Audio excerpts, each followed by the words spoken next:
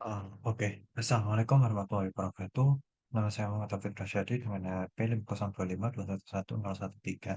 Di sini saya akan mempresentasikan mengenai ITS PPL, di mana ada beberapa soal yang diberikan, yaitu yang pertama, apa perbedaan dari model analisis dan model desain, kemudian jelaskan output proses desain aplikasi, kemudian visualisasikan deskripsi aplikasi parkir yang sudah diberikan studi kasusnya, terus kemudian buat HRD dan LLD, rancangan desain aplikasi parkir, dan yang terakhir, uh, gambarkan arsitektur dari aplikasi parkir yang di.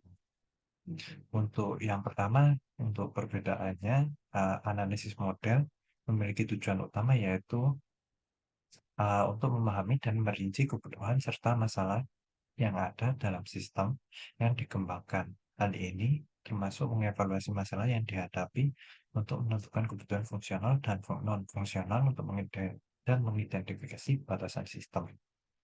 Eh, Biasanya menggunakan flowchart, pemodelan proses bisnis, use case untuk menganalisis dan mendokumentasikan cara sistem beroperasi dan seharusnya beroperasi seperti gimana gitu. Pada tahap model biasanya adalah sebuah model dan seragam model secara abstrak menggambar apa yang harus dilakukan oleh sistem tanpa terlalu mendalam bagaimana sistem tersebut akan diimplementasikan. Inti, jadi ini termasuk hanya menggambarkan saja bagaimana sistem tersebut akan berjalan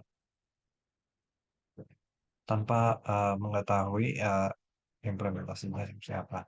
Nah, baru bagian tes model ini menentukan arsitektur dan komponen sistem yang memenuhi kebutuhan yang diidentifikasikan dalam fase analisis. Jadi, analisis ini untuk gambaran aplikasinya bergerak seperti apa dan desain model ini uh, melakukan perancangannya seperti itu.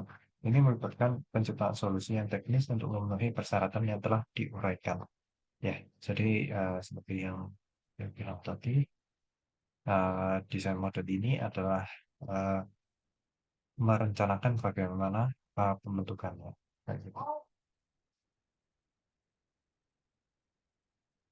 Desain ini harus memperhatikan aspek teknis seperti keamanan, kinerja, skalabilitas, dan pemeliharaan. Desainer mungkin menggunakan berbagai alat dan metodologi desain untuk mengembangkan dan mendokumentasikan arsitektur sistem.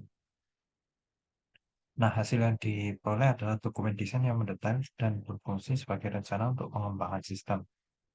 Nah, eh, biasanya menyediakan blueprint bagi para pengembang untuk mengimplementasikan solusi dari kode dan konfigurasi lainnya. Nah, selanjutnya yaitu output dari desain aplikasi. Pertama ada arsitektur sistem, yaitu dokumen yang mendeskripsikan arsitektur keseluruhan sistem termasuk tetapi tidak terbatas pada pengaturan komponen-komponen perangkat lunak, hubungan antar komponen tersebut dan distribusi komponen tersebut di dalam infrastrukturnya. Kemudian desain antarmuka atau user interface. Di sini melibatkan wireframes, mockup, dan prototipe untuk menunjukkan layout dan elemen alur navigasi dan interaksi pengguna. Jadi gambaran desain dari aplikasinya seperti apa, kayak gitu. Terus kemudian desain database ini mendefinisikan struktur data yang digunakan oleh aplikasi. Terus API yaitu digunakan untuk interaksi antar modul aplikasi atau dengan aplikasi yang di luar.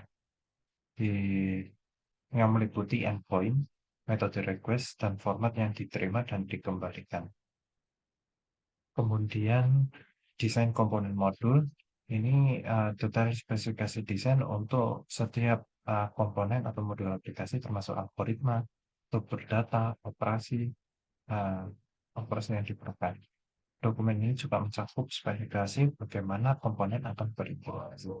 Kemudian ada dokumen teknis yang desain manual yang mengandung semua spesifik teknis, panduan pengguna, dan panduan pengembang yang terlibat dalam implementasi. Ini juga mencakup rencana pengujian dengan rinci, pendekatan untuk verifikasi dan validasi setiap komponen dari aplikasi. Terus kemudian ada prototipe fungsional. Nah, prototipe fungsional ini seperti prototipe, yaitu versi awal dari aplikasi yang digunakan untuk demonstrasi, evaluasi desain, dan pengajuan konsep. Prototipe ini digunakan untuk mengumpulkan feedback dari pengguna sebelum ke pengembangan penuh yang akan dilakukan nanti. Nah, untuk yang ketiga yaitu visualisasi dari sistem parkir aplikasi. Sistem informasi aplikasi parkir ini. Nah, di sini ada flowchart. Nah, pertama yaitu masuk, ada perekaman nomor kendaraan dan waktu kedatangan. Terus terdapat cek eh, tempat parkir mana yang kosong. Jika tidak ada yang kosong, maka akan keluar. Dan jika ada yang kosong, cetak nol lantai dan tempat parkir tersebut. Terus lakukan pengecekan lagi untuk pengambilan karcis parkirnya. Jika belum diambil, maka akan diambil. Jika sudah diambil, maka portal akan dibuka dan kendaraan akan masuk.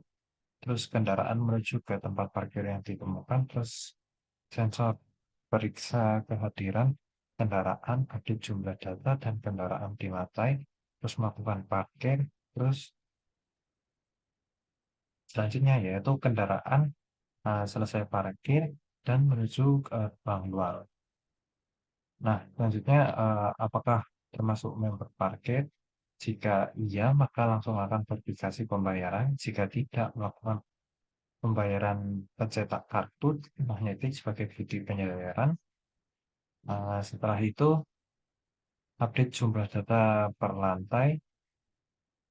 Nah, tadi jika iya dan jika sudah update, maka akan diverifikasi pembayaran dengan memasukkan kartu magnetik ke pembaca kartu. Jika bermasalah, akan dilakukan verifikasi lagi, dan jika tidak, maka portal keluar dibuka dan kendaraan akan keluar. Jadi akan membayar terlebih dahulu melalui magnetik pembaca kartu. Seperti itu. Kemudian ada HLD dan LLD untuk sistem desain aplikasi parkir.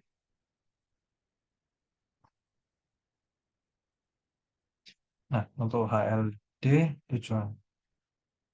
tujuannya yaitu memberikan gambaran umum arsitektur sistem parkir dan modul-modul dan interaksinya. Nah, arsitekturnya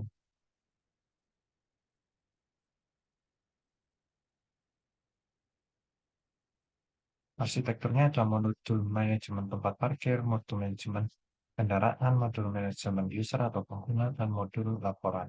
Terus kemudian interaksi modulnya yaitu pengguna berinteraksi dengan sistem melalui antar muka pengguna atau UI. UI berkomunikasi dengan modul manajemen tempat parkir untuk mendapatkan informasi ketersediaan parkir dan tarif. Kemudian pengguna mendapatkan kendaraan mereka ke modul manajemen kendaraan, kemudian menerbitkan tiket parkir, kemudian pengguna membayar melalui modul manajemen kendaraan dan memproses pembayaran memperbarui status tiket. Terus modul manajemen pengguna melacak aktivitas dan pengguna dan menghasilkan laporan. Terus modul laporan menghasilkan laporan pendapatan parkir dan laporan pengguna parkir, dan yang terakhir yaitu laporan pelanggaran parkir. Terus di sini ada beberapa teknologi yang akan digunakan.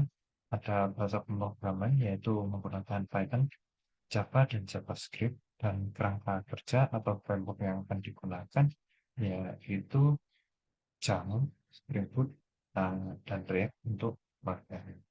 Terus basis datanya akan digunakan MySQL atau PostgreSQL sebagai relational database dan MongoDB untuk non-relasi database.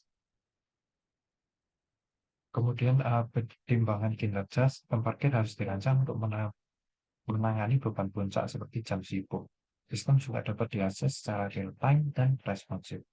Dan yang terakhir mungkin dari keamanannya, sistem parkir dirancang untuk melindungi data pengguna dari akses yang tidak sah.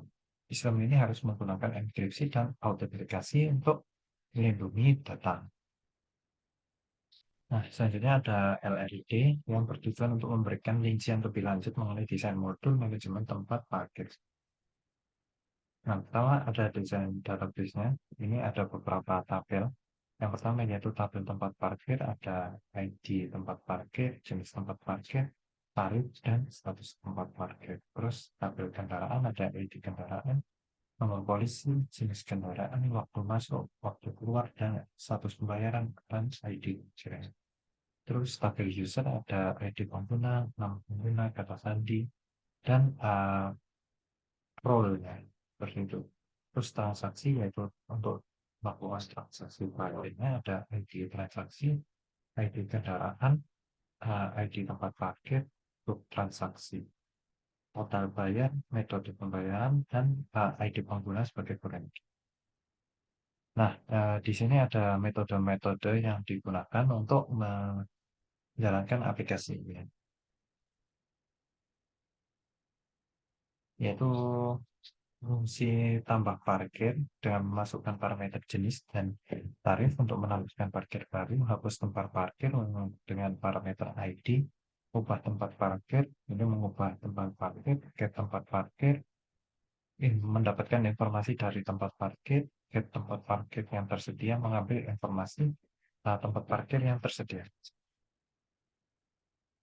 Interaksi dengan kelas lain, modul manajemen kendaraan berinteraksi dengan modul manajemen tempat parkir untuk mendapatkan informasi tentang ketersediaan tempat parkir dan tarif. Modul laporan berinteraksi dengan modul manajemen tempat parkir untuk menghasilkan laporan pengguna parkir.